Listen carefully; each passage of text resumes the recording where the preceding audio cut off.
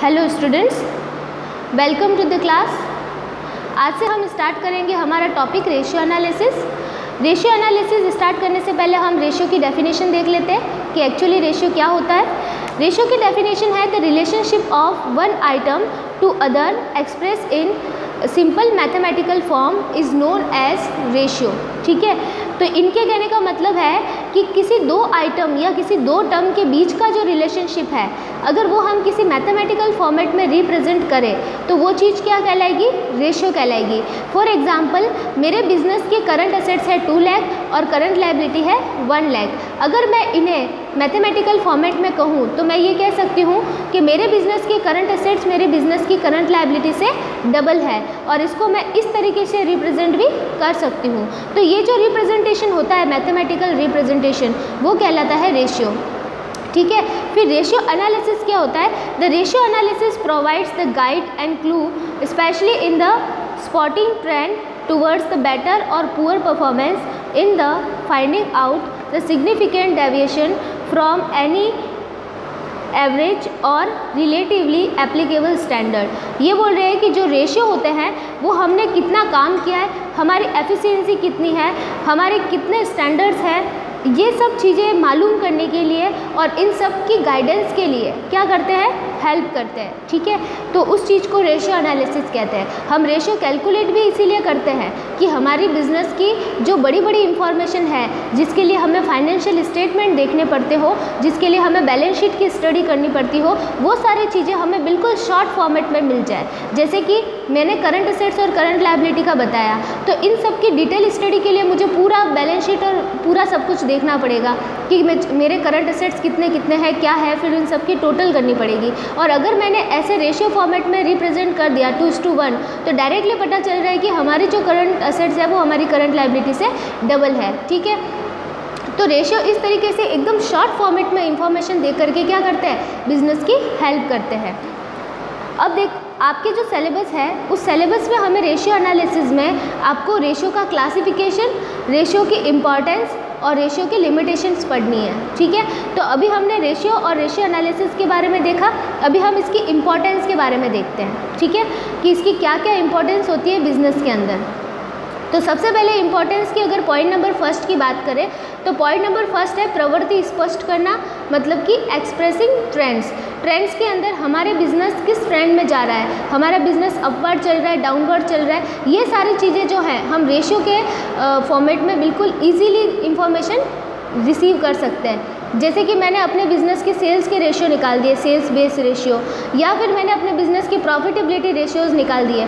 तो ये सारी इन्फॉर्मेशन पूरे स्टेटमेंट पढ़ने की बजाय मुझे बिल्कुल ही शॉर्ट फॉर्मेट में मिल जाएगी। ठीक है, फिर है सेकेंड, परिवर्तन स्पष्ट करना, शोइंग चेंजेस। अगर मेरे बिजनेस में कोई चेंजेस हो रहे हैं, मेरे बिजनेस के प्रॉफिट में बहुत ज़्यादा चेंजेस चल रहे हैं, मेरे बिजनेस के असेट्स की वैल्यूज़ में अप डाउन चल रहा है, तो वो सारे जो चेंजेस हैं वो भी रेशियो के फॉर्मेट में बिल्कुल हमें क्विकली इंफॉर्मेशन मिल जाती है। ठीक है, फिर नेक्स्ट है दीर्घकालीन शोधन क्षमता का ज्ञान। जो हमारे सॉल्वेंसी रेशियोज़ होते हैं, आगे हम जब क्लासिफिकेशन ऑफ रेशियोज़ पढ़ेंगे उसमें हम देखेंगे कि जो हमारे सॉल्वेंसी रेशियो है उससे हमें पता चलता है कि हमारे बिजनेस की जो शोधन क्षमता है, जो रीपेमेंट करने की क्षमता है लोन के रीपेमेंट की, वो कितनी है, कितने समय में हम बिज़नेस के लोन को रीपेमेंट कर सकते हैं। वो सारी चीज़ों की इंफॉर्मेशन भी हमें रेशियो के थ्रू बहुत ही शॉर्ट फॉर्मेट में मिल जाती है। फिर नेक्स्ट है पूर्वानुमान व नियोजन में सहायता, फोरकास्टिंग और प्लानिंग में हेल्पिंग करना। तो क्योंकि हम मैनेजमेंट अकाउंटिंग पढ़ रहे हैं और रेशियो एनालिसिस मैनेजमेंट अकाउंटिंग का टूल एंड टेक्निक में हमने पढ़ा था, तो जो मैनेजमेंट अकाउंटिंग का टूल एंड टेक्निक है, तो मैनेजर की जो डिसीजन मेकिंग है, जो प्लानिंग करने का काम है, जो पूर्वानुमान करने का काम है, उसमें ऑब्वियसली ये हेल्प करेगा, क्योंकि ये बड़ी बड़ी इंफॉर्मेशन को बहुत ही इजीली वे में, शॉर्ट वे में मैनेजर्स को प्रोवाइड करवा देता है। तो इससे काफ़ी सहायता मिलती है पूर्वानुमान करने में और नियोजन करने में। ठीक है, नियोजन का मतलब क्या होता है? फ्यूचर प्लानिंग करना बिजनेस की। ठीक है, फिर है नेक्स्ट सेटिंग स्टैंडर्ड्स, मानक निर्धारण करना। स्टैंडर्ड का मतलब मैंने अपने प्रीवियस लेक्चर में आपको बताया था प्रमाप। प्रमाप क्या होता है? किसी भी काम को करने से पहले उसके बारे में पहले से ही क्या कर लेना, प्री डिटर्मिनेशन कर लेना और प्री एस्टिमेशन कर लेना, क्या कहलाता है? स्टैंडर्ड कहलाता है। फॉर एग्जांपल, मुझे 1 किलो मूंगफली का तेल बनाना है और मैंने सोच लिया कि इसके लिए मुझे 5 किलो मूंगफलियाँ चाहिए होगी, तो ये मैंने सोचा है, प्री एस्टिमेशन किया है कि मुझे 5 किलो मूंगफली चाहिए होगी, ये मेरा क्या है? स्टैंडर्ड्स है, ठीक है। और जो हमारे रेशियोज़ होते हैं, जो रेशियो एनालिसिस के, वो इस तरह के स्टैंडर्ड सेटिंग करने में क्या करते हैं? हेल्प करते हैं, क्योंकि बिना सही इन्फॉर्मेशन में ये 5 किलो जो मैंने कहा, ये मैं नहीं कह सकती थी। मुझे पता है मेरे प्रीवियस मैंने जो काम किए हैं उसके बेस पे मुझे कुछ इन्फॉर्मेशन मिली, इसके बेस पे मैंने कहा कि 5 किलो मूंगफली लगेगी, ठीक है। तो हमारे जो स्टैंडर्ड सेट करने हैं उसके लिए भी ये बहुत हेल्प करते हैं। नेक्स्ट पॉइंट है कार्यकुशलता का मापन, मेजरिंग एफिशिएंसी। एफिशिएंसी जो रेशियो होते हैं, जिसमें हमारे इन्वेस्टमेंट एनालिसिस रेशियोज़ ले लो, या फिर हमारे एक्टिविटीज़ रेशियोज़ ले लो, या फिर हमारे प्रॉफिटेबिलिटी रेशियोज़ ले लो, तो इन सब चीज़ों से हमें एफिशिएंसी पता चलती है कि बिज़नेस कितना एफिशिएंट तरीके से काम कर रहा है, बिज़नेस के रिसोर्सेज कितने एफिशिएंट तरीके से यूज़ किए जा रहे हैं। तो ये सब चीज़ें भी हमें बिल्कुल शॉर्ट फॉर्मेट में एक इन्फॉर्मेशन के रूप में मिल जाती है, क्योंकि बहुत बड़ी बड़ी आपने देखा होगा रेशियोज़ जैसे 2:1, 3 टाइम्स, 4 टाइम्स, इस टाइप के एकदम शॉर्टेड वे में हमको क्या मिल जाती है? इन्फॉर्मेशन मिल जाती है। जैसे मैं कहूँ कि मेरा डेटर का जो है रिकवरी पीरियड वो कितना है? 3 मंथ, तो ये मैंने पहले से कैलकुलेट कर लिया मेरे रेशियो फॉर्मेट में, तो मुझे इतना बहुत सारा बैठ के सोचने की ज़रूरत नहीं है कि उसने कब पेमेंट किया था, उसने कब पेमेंट किया था। बिल्कुल शॉर्ट वे में पता चल गया कि मेरा ऑन एंड एवरेज जो डेटर का रिकवरी टाइम है वो कितना है? 3 मंथ है, ठीक है। तो रेशियोज़ हमें बहुत ही शॉर्ट फॉर्मेट में इंफॉर्मेशन दे देते हैं, इससे हमें हमारी एफिशिएंसी भी पता चल जाती है। फिर चलते हैं effective control. Effective control managers के लिए, मैनेजर को बहुत सारी इन्फॉर्मेशन शॉर्ट वे में मिल जाती है, जल्दी से क्विक डिसीजन लिए जाते हैं और क्विक डिसीजन के बेस पे कंट्रोलिंग भी बहुत जल्दी हो जाती है। अगर कोई पता चलता है कि बिज़नेस में कुछ अनएफिशिएंट काम हो रहा है या ऐसी अनप्रॉफिटेबल एक्टिविटी हो रही है, तो उसके ऊपर जल्दी से कंट्रोल किया जा सकता है। नहीं तो इतने सारी इन्फॉर्मेशन पढ़ेंगे और फिर हमें इन्फॉर्मेशन मिलेगी, इसके बाद में हम कंट्रोल करेंगे, इससे बेटर है शॉर्ट वे में इन्फॉर्मेशन मिली और जल्दी से कंट्रोल हो जाएगा, ठीक है। नेक्स्ट है इंटरफर्म कंपैरिजन।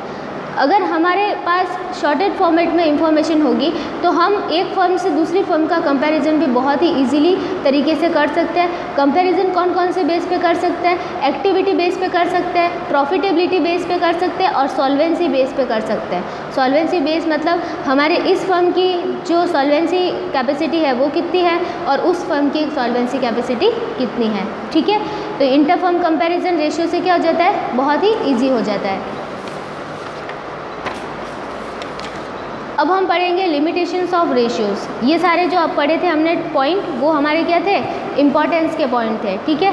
तो ये आपके 8 इम्पॉर्टेंस के पॉइंट थे। अभी हम पढ़ेंगे लिमिटेशंस कि रेशियो की क्या क्या लिमिटेशंस हैं। अगर इसकी इम्पॉर्टेंस है तो लिमिटेशंस भी बहुत सारी है। लिमिटेशंस देखिए, सबसे फर्स्ट लिमिटेशन, अकेले अनुपात का सीमित महत्व। अगर मैं सिर्फ आपको ऐसे लिख के दे दूँ 2:1, तो आपको क्या समझ में आएगा कि ये क्या चीज़ है? नहीं समझ में आएगा ना। इसके पहले मुझे इसके आगे लिखना पड़ेगा कि current ratio is equal to 2:1, तो पता चलेगा कि हाँ, हमारे बिजनेस का जो करंट असेट्स और करंट लायबिलिटी का रेशियो है वो 2:1 है। अगर मैं आपको सिर्फ ऐसे लिख दूँ 3 टाइम्स, तो 3 टाइम्स से आपको क्या पता चलेगा? कुछ पता नहीं चलेगा। लेकिन मैं अगर कहूँ कि स्टॉक टर्नओवर रेशियो 3 टाइम्स, ठीक है। अगर मैं सॉल्वेंसी रेशियो और बहुत सारे रेशियोज़ अगर सिर्फ ऐसे ही बता दूँ या सिर्फ किसी एक ही रेशियो के बारे में मैं बात करूँ, तो सिर्फ अकेला रेशियो बहुत सारी इन्फॉर्मेशन नहीं दे सकता। मुझे बहुत सारे रेशियोज़ को साथ में देखना पड़ेगा और बहुत सारे रेशियो के साथ में स्टडी करनी पड़ेगी, तब मुझे कोई मैटर पूरा क्लियरली पता चलेगा। क्यों? क्योंकि रेशियो ऑलरेडी होते ही शॉर्ट इन्फॉर्मेशन है और शॉर्ट इन्फॉर्मेशन के बेस पे अपन को बहुत कम इन्फॉर्मेशन मिल पाती है, इसलिए बहुत सारी चीज़ों का साथ में स्टडी करनी पड़ती है। फिर नेक्स्ट है it provides only the media of interpretation. ये निर्वचन के लिए सिर्फ साधन मात्र है। ये बोल रहे हैं कि ये सिर्फ विश्लेषण का क्या है, साधन है। इसको ज़्यादा अपन और बाहर किसी पार्टीज़ को इन्फॉर्मेशन देने के लिए यूज़ नहीं कर सकते। हम सिर्फ बिजनेस में जो मैनेजर्स हैं उनको डिसीजन लेने के लिए, उनको पॉलिसी क्रिएशन के लिए इस चीज़ का बहुत हेल्प हो सकता है, लेकिन बाहर इसको ज़्यादा यूज़ नहीं किया जा सकता। ठीक है, फिर है नेक्स्ट, समस्या के गुणात्मक विश्लेषण का अभाव, the lack of qualitative analysis of the problem. क्योंकि हम इसमें क्या करते हैं, मैथमेटिकल फॉर्मेट में चलते हैं, मैथमेटिकल रिप्रेजेंट करते हैं और सिर्फ क्या करते हैं, क्वांटिटेटिव बेस पे चलते हैं। सिर्फ क्वांटिटी के बेस पे हम इसमें क्या करते हैं, काम करते हैं। तो अगर किसी क्वालिटेटिव एनालिसिस को अगर हमको करना हो कि हमारे ह्यूमन रिसोर्स कितना एफिशिएंट है या हमारे बिजनेस का मैनेजमेंट कितना एफिशिएंट है, तो वो सारी चीज़ें जो हैं वो रेशियो के थ्रू से पता नहीं चल सकती। ठीक है, तो ये सिर्फ क्या करता है, गुणात्मक विश्लेषण ये संख्यात्मक विश्लेषण दे सकता है, गुणात्मक विश्लेषण नहीं दे सकता। फिर चलते हैं नेक्स्ट, लेखांकन की स्वाभाविक सीमाओं का प्रभाव, effect on the inherent limitation of accounting. ये बोल रहे हैं कि इसमें जो अकाउंटिंग के प्रिंसिपल्स है, जो रूल्स है, उसके हिसाब से इसमें कुछ सीमाएं जुड़ जाती है। जैसे अभी हमारे बिजनेस में अगर अकाउंटिंग की कुछ प्रिंसिपल्स की बात करें तो उसमें ये बोल रहे हैं कि बिज़नेस में कुछ रिप्रेजेंट कैसे हो सकते हैं, मॉनेटरी रिप्रेजेंट हो सकते हैं, या फिर बिज़नेस में किसी भी चीज़ को पूरी इंफॉर्मेशन के फॉर्मेट में लिखा जाएगा। तो ये सारी जो चीज़ें होती है, जो अकाउंटिंग के प्रिंसिपल्स हैं, वो इस चीज़ को भी इफ़ेक्ट करते हैं। ठीक है, फिर चलते हैं नेक्स्ट, उचित प्रमापों का अभाव, लैक ऑफ प्रॉपर स्टैंडर्ड्स। इसमें बोल रहे हैं कि इसमें कई अपन स्टैंडर्ड सेट तो कर सकते हैं, लेकिन एकदम प्रॉपर जो स्टैंडर्ड्स होते हैं वो हम सेट नहीं कर सकते, क्योंकि शॉर्ट इंफॉर्मेशन के बेस पे प्रॉपर स्टैंडर्ड सेट नहीं किए जा सकते। ठीक है, फिर ये बोल रहे हैं future estimate on the basis of past, भूतकाल के आधार पर भावी अनुमान किए जाते हैं।